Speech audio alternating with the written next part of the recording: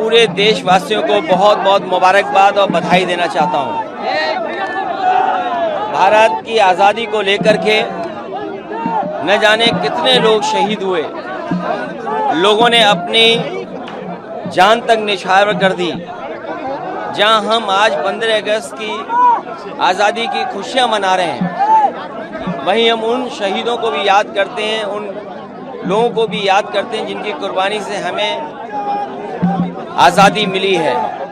जहां राष्ट्रपिता महात्मा गांधी, जिन्होंने सत्य अहिंसा का नारा देकर के आम लोगों को आज़ादी के आंदोलन से जोड़ने का काम किया, और एक ऐसा समय आएगा अंग्रेजों को भारत छोड़ करके जाना पड़ा, जहां हम आज़ादी की खुशियां मना रहे हैं, जहां हम 15 अगस्त को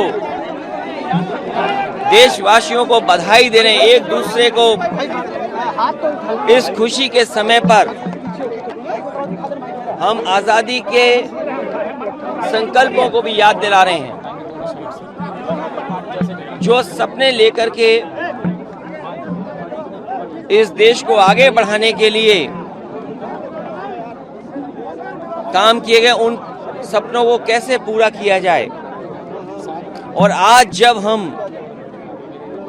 आज़ादी की खुशियां मना रहे हैं, वहीं हमारे देशवासियों के सामने चुनौतियां भी हैं, और आज चिंता का विषय ये भी है कि महंगाई चरम सीमा पर है। चिंता का विषय इस बात का भी है कि चरम सीमा पर बेरोजगारी है, और दुनिया के तमाम आंकड़ों में अगर हम देखें, स्वास्थ्य के क्षेत्र में, प्रेस की आज़ादी के क्षेत्र में, बच्चों के स्वास्थ्य को लेकर के, उसमें भी हमारे देश को कई जगह बहुत पीछे दिखाई दिया है। जहां हमारे सामने चुनौतियां हैं, वहीं चिंता का विषय है कि हमारा देश दूसरे देशों के मुकाबले कैसे आगे बढ़े। जिन देशों के पास आज जनता को देने के लिए अच्छी सड़कें हैं, अच्छा स्वास्थ्य है, अच्छी शिक्षा है। राजस्थान में एक दलित युवक की हत्या कर दी गई पानी पीने के लिए।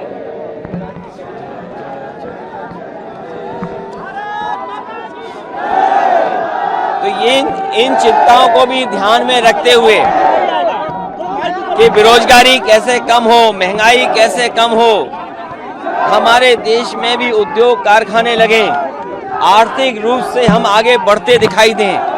आज डिजिटल के दौर में हमारी डेमोक्रेसी कितनी सुरक्षित है।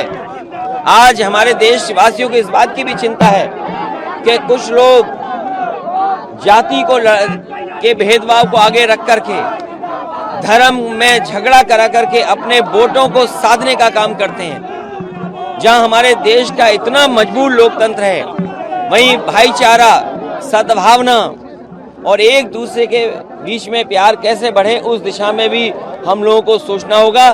जिस समय हम अपना लोकतंत्र को और मजबूत कर देंगे, संविधान के रास्ते पर चलेंगे, तो हमारा दुनिया में देश आगे बढ़ता हुआ नजर आएगा।